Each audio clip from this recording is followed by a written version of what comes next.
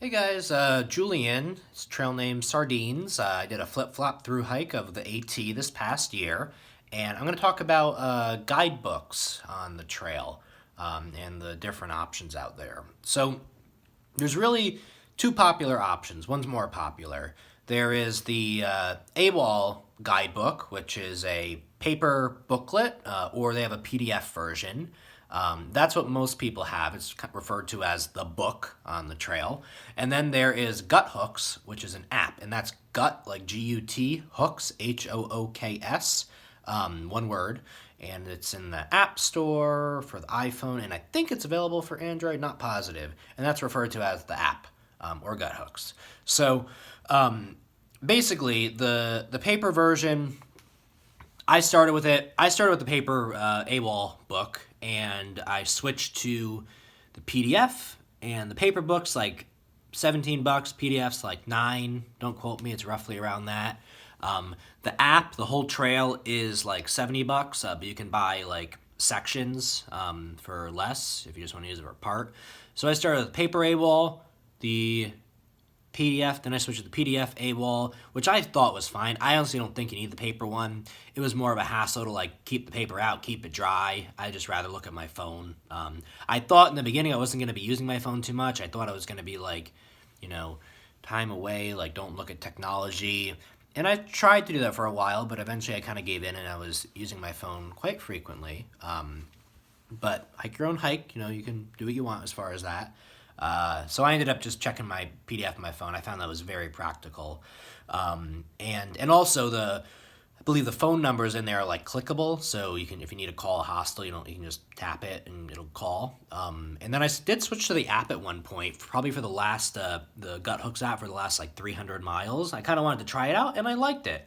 But if I were to do the whole trail again, I would use the PDF version and the app. So the AWOL book is basically it has like trail sections where it shows you the elevation profile, the mile markers, both northbound and southbound mile markers, and it'll show you different things at what mile markers. So like there's a water source here, or there is a shelter here, or there's a road here, or there's another trail intersection, different things like that, and it'll tell you the elevation of that, and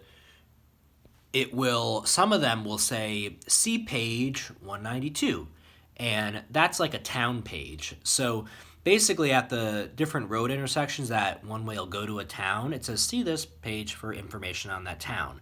And if you go to that page, it'll show you a map of the town usually. It'll show you what facilities are there, so like restaurants and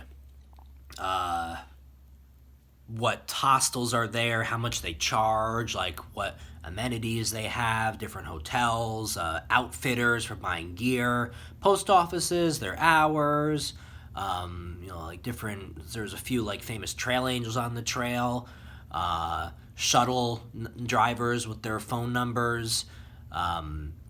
So it's very useful. Like, I mean, you can, and honestly, like, the guidebook isn't super important. Well, it is, but I've seen some people just, like, especially when it's peak season, just get by without a guidebook and just talk to people on the trail, like, oh, where are you going? You kind of, as you're doing it, you kind of figure out, all right, we got this many more miles to this town. Like, these are where people are staying. You hear about the popular places.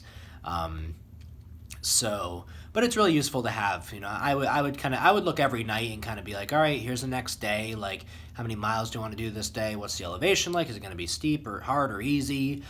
How many more days to the next town? And when I get to a town, I'll say, all right, so how many miles to the next town? What are my options for resupplying? It'll tell you if it's like a big grocery store, like a little small convenience store shop, where there's ATMs. It's everything you need to know. It's a really well done thing, and it gets updated every year. People are always submitting changes to it, and then water sources. It'll show you like if it's a reliable or unreliable source. It'll tell you whether how far the shelters are off trail, if there's a privy/outhouse at the shelter. So it's great. Now the app. The nice thing about the app. It's got a couple little differences. So the app uses GPS, so it'll show you where you are in the trail. That's really nice to see, like if you want to see how much progress you have until you're at the top of the mountain, or you could just hike. But I eventually like seeing the progress.